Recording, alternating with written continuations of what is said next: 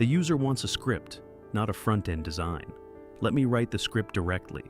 In January of 1921, a clerk working inside the Commerce Department in Washington submitted a routine maintenance request for a storage facility on the corner of Pennsylvania Avenue.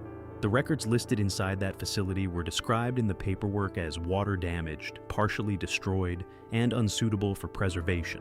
What those records actually contained was every census response collected from 63 million Americans in 1890. Names, ages, birthplaces, addresses, occupations, family structures, property ownership, citizenship status, and racial classifications for an entire generation of people who had never before appeared in a national document. 25 years after the Civil War ended, this was the first census in American history that would have shown, with undeniable precision, exactly who had survived, where they had settled, what they owned, and who their children were. And then it was gone. Not partially gone, not mostly gone. 99% of the 1890 census schedules were destroyed. And the story the federal government has told about how that happened has changed at least 4 times since 1921. The official account, the one printed in most history textbooks and repeated without question in most genealogical guides, is that a fire broke out in the Commerce Department building on January 10, 1921, and that water damage from the firefighting efforts destroyed most of the remaining schedules. The investigation that followed was brief. The conclusions were vague. No one was formally charged with negligence.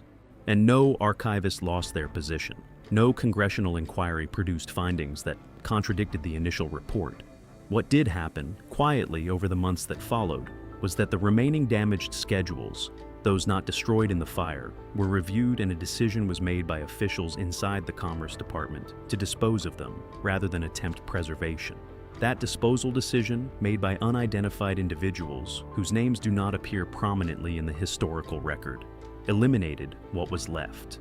The fire did not destroy 63 million identities. The decision that came after the fire did.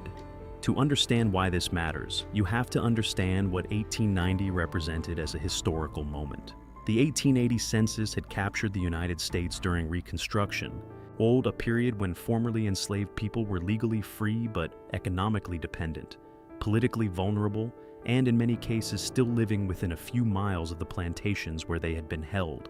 10 years later, by 1890, something had shifted. The formerly enslaved population had begun to move. They had begun to accumulate. Land records from southern counties in the years between 1870 and 1890 show black land ownership rising in ways that would not be matched again for generations. A report issued in 1901 by W.E.B. Du Bois, titled "The Negro Landholder of Georgia," documented that black Georgians owned approximately 1 million acres of land by 1900. He was writing about what had accumulated during a 30-year window. The 1890 census would have been the clearest documentary evidence of where that accumulation stood at its peak. It would have shown names, land values, property addresses, and family compositions for hundreds of thousands of black landowners who would, in the decades that followed, lose that land through legal manipulation, violence, and administrative erasure. Without the 1890 census, proving what they once owned became nearly impossible. The timing requires attention. The 1890 census was collected during a period of intense political pressure around questions of land, race, and citizenship. The Dawes Act had been signed in 1887, beginning the systematic dismantling of tribal land holdings among native nations. The Chinese Exclusion Act had been in force since 1882, and immigration from China had been criminalized, making Chinese-American families invisible to much of the legal apparatus meant to protect property rights. The Homestead Act, passed in 1862, had already been used to transfer millions of acres from communal indigenous holdings and existing land-grant families into the hands of white settlers, whose documentation was produced by the same federal offices that would later fail to preserve the census records that might have challenged those transfers. The 1890 census was collected at the precise moment when all of these pressures were accumulating, when the outcomes of Reconstruction were still being negotiated in courtrooms and county offices, when the question of who would be allowed to hold land, vote, and exist with legal identity in the 20th century was not yet fully settled. What gets almost no attention in the standard account of the census destruction is what the 1890 census actually asked that no previous census had asked in the same way. For the first time, the 1890 census included questions specifically designed to document the Civil War veteran population, including questions about disability, pension status, and the unit in which the veteran had served. This mattered because federal pension payments to Union veterans were, by 1890, one of the largest items in the federal budget, and a significant number of Black Union veterans were in active disputes with the Pension Bureau over eligibility, proof of service, and family status. A census that documented those men, their ages, their households, and their military histories would have been extraordinary evidence in those disputes. The Pension Bureau in the 1890s was not a neutral institution. It was staffed by political appointees, it processed claims inconsistently, and it had already developed a pattern of denying or delaying pensions to Black veterans at higher rates than white veterans. When the 1890 census schedules disappeared, so did documentary proof of the existence and circumstances of tens of thousands of Black Union soldiers and their families. There is a related file destruction that receives even less attention. In 1973, a fire at the National Personnel Records Center in St. Louis destroyed approximately 16 to 18 million military service records, including an estimated 80% of Army personnel records for veterans discharged between 1912 and 1960. The fire was investigated. The cause was listed as accidental. The records, like the 1890 census, were not insured against loss, not duplicated, and not stored in a facility designed to protect irreplaceable documents. Any two separate catastrophic losses of federal records, both involving documents with direct implications for claims of citizenship, military service, land ownership, and legal identity, both described as accidental, both never fully explained, separated by 52 years. Whether those events are connected is a question the historical record cannot answer, precisely because so much of the historical record is gone. The communities most visibly erased by the loss of the 1890 census were not equally distributed across the country. Genealogists working with Black American families consistently report that the gap between the 1880 and 1900 censuses is the most devastating break in documentary continuity in African American genealogical research.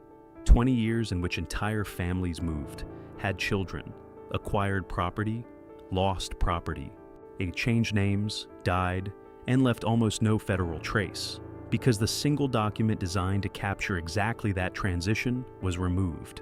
Native American families attempting to document tribal affiliation, land claims, or treaty rights face a similar gap.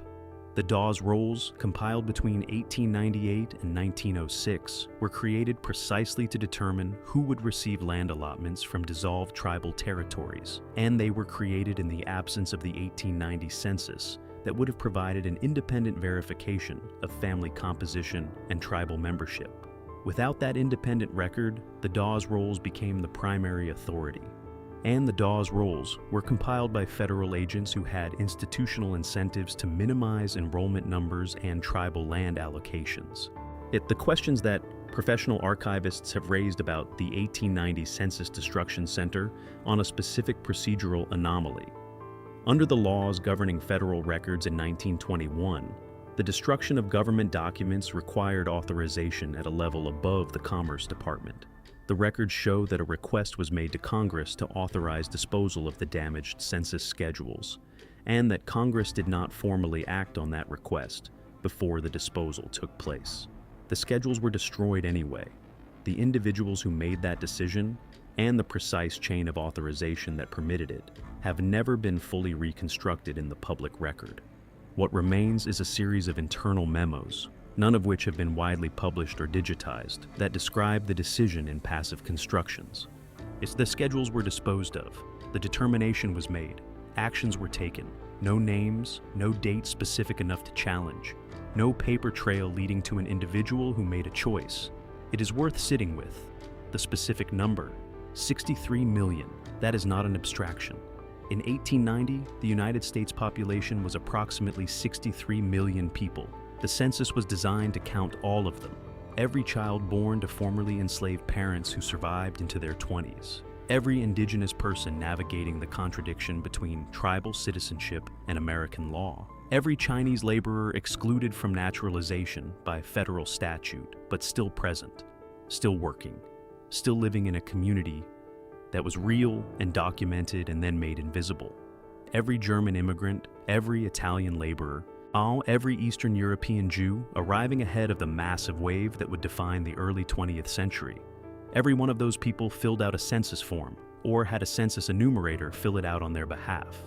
And then, in a building in Washington, over a period of days in January and the months that followed, the paper on which their existence was recorded was turned to ash or pulped or simply made to disappear.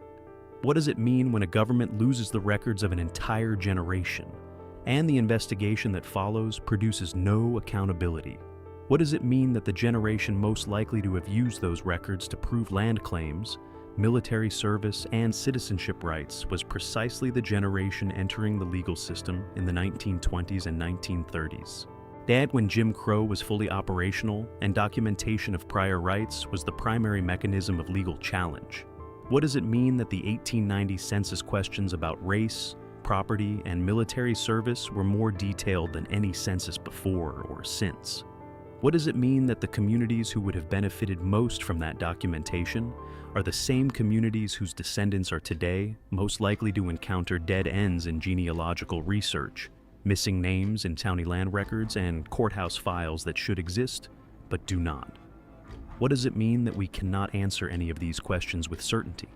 Not because the evidence was never there, but because the evidence was there, and then it was not.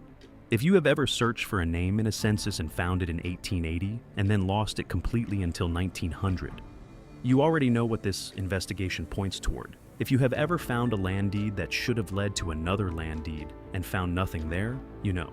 If you have ever been told that your family simply did not keep records, or that records from that era are incomplete, or that there is nothing more to find, this channel exists because that explanation is not always the whole truth. There are people who have been searching for years, hitting the same walls, finding the same gaps, sensing that something is missing, not because their ancestors were invisible, but because someone made them invisible. If that is your experience, you are not imagining it, and you are not alone. Subscribe to this channel, because what we do here is follow the documents, question the absences, and refuse to accept that the disappearance of 63 million identities was simply an accident that nobody needs to explain.